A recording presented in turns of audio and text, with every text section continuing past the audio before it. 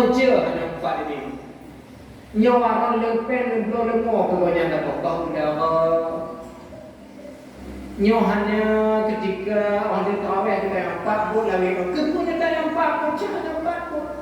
Anda bertanya itu apa naju orang kampung yang fakir miskinnya naju lemah tak baik darah.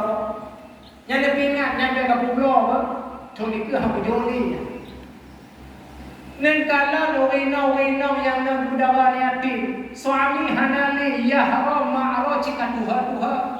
Hana pantingan kalau kita tanya ketika janda dan panting dan perempuan ke ada orang janda sudah pasti kepada anak yatim wal masakin urung-urung yang hana penghasilan tetap kal mujahidi fi sabilillah seperti orang yang ada di Palestina.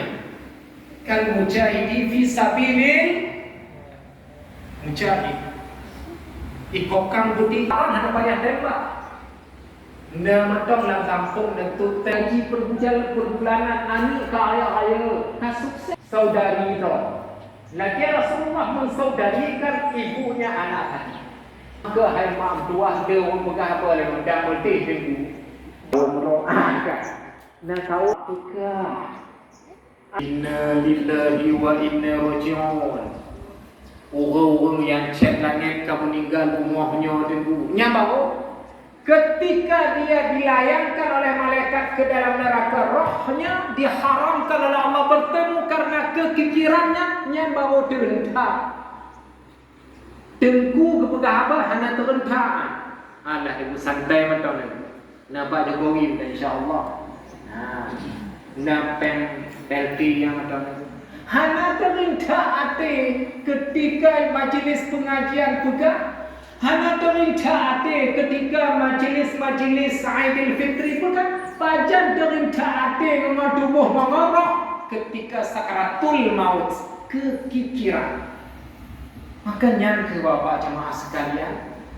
Lihat keduanya karena ayah angkat Rasulullah. Tanya najib tengok ayah angkat iaitu Rasulullah. Nama Haji.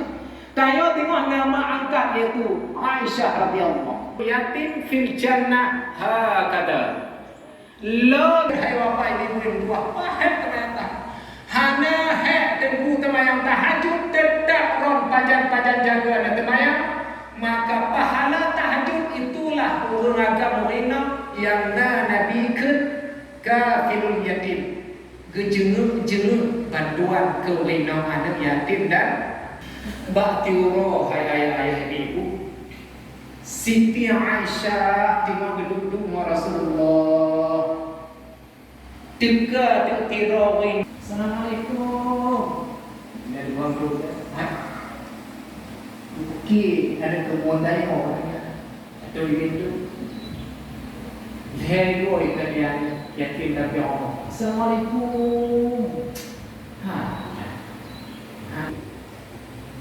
Nadanya Allah perlu apa dek? Hawaya perlu apa? Tuhan yatim Allah. Astaghfirullahaladzim ya Tuhan. Atau ada yang perlu apa masuk dek? Kita mau yatim. Yatim ada no hari ini laki-laki yang sudah apa? Hana lagi tapi akan ngomong nyawa dari kandang bah